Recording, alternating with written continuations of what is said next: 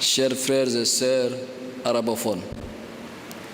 Je voudrais tout d'abord rendre grâce à Allah, le Tout-Puissant, qui nous a permis de se rencontrer en ce jour au Palais de la République pour discuter dans la cordialité d'un sujet de préoccupation nationale.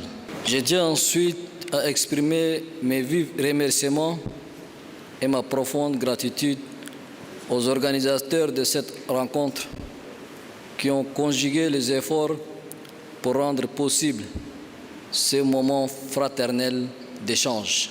Je suis en effet heureux de me retrouver aujourd'hui parmi vous, mes frères et sœurs, représentants de la société civile arabophone, éminents cadres arabophones et défenseurs engagés de la langue arabe.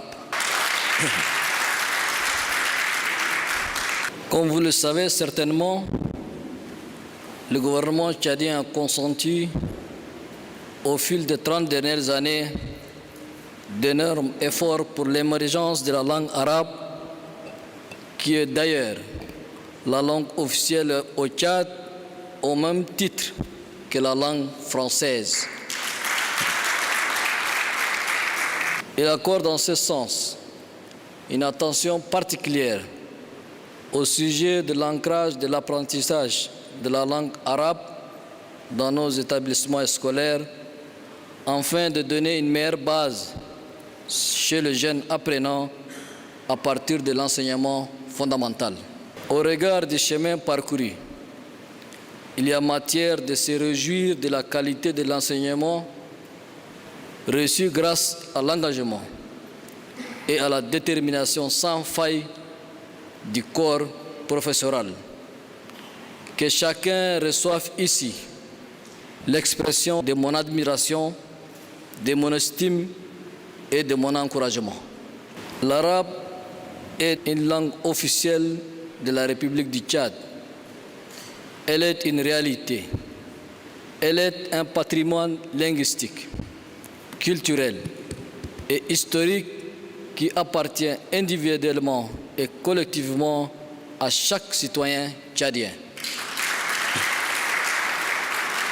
En effet, elle transcende les ethnies, les régions et les religions par son caractère national reconnu par les textes fondamentaux de la République du Tchad. Mieux encore, elle est une langue universelle du fait qu'elle a été la langue des sciences et de la littérature pendant des millénaires. De nombreuses inventions scientifiques ont été d'abord écrites en arabe avant d'être traduites en d'autres langues étrangères par d'éminents savants, parmi lesquels nous pouvons énumérer Al-Khawarizmi et Ibn Sina. Chers frères et sœurs arabophones, du haut de cette tribune, j'exhorte mes frères et sœurs arabophones à saisir la tenue prochaine du dialogue national inclusif et souverain pour chercher les solutions les plus appropriées aux maux qui entravent la pleine application du bilinguisme dans notre pays.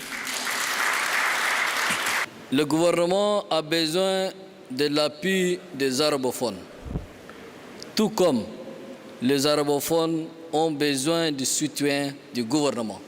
Arabophones comme francophones, nous n'avons qu'un seul pays qui est notre cher et beau pays, le Tchad, un pays suffisamment large pour nous contenir tous. C'est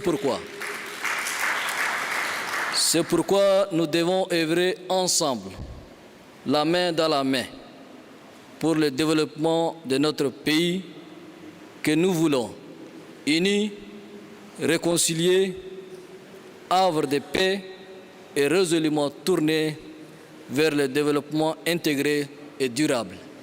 Mes chers frères et sœurs arabophones, le gouvernement de la République du Tchad continuera à mener des efforts afin de valoriser la langue arabe. Je m'engage devant vous à avancer sur la voie que le feu maréchal du Tchad a tracée avec ferme conviction, tout en rappelant que les arabophones ont un grand rôle à jouer dans notre pays. À cet égard, je tiens à vous rassurer, d'ores et déjà, que les revendications que vous avez formulées sont prises en compte, notamment l'ouverture de la section arabe à l'École nationale de formation judiciaire et à l'École nationale de l'administration dès la prochaine session. De même, le gouvernement est en train de mettre tout en œuvre pour doter l'université Roi Faisal d'une faculté de médecine répondant aux exigences en la matière.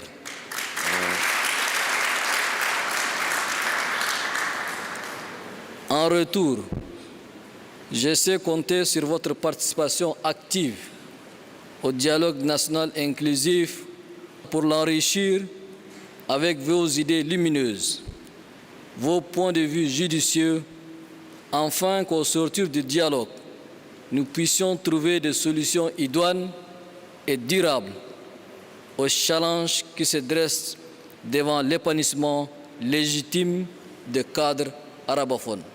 Dès cet instant, j'appelle mes frères et sœurs arabophones à cimenter l'unité nationale, à avoir un esprit patriotique, à cultiver la paix, l'amour du pays, la tolérance et à œuvrer pour le vivre ensemble et la cohabitation pacifique. Mes frères et sœurs, pour conclure, faisons bloc contre les informations mensongères que nous livrent au quotidien les réseaux sociaux et dont les contours sont difficiles à cerner. Je vous exhorte à ne pas se fier aux fausses informations propagées ça et là par les démons de la division dont l'objectif ultime est commun et d'éterniser notre pays dans la division, le tribalisme, la haine, l'intolérance. Vive la République, vive le Tchad. Je vous remercie.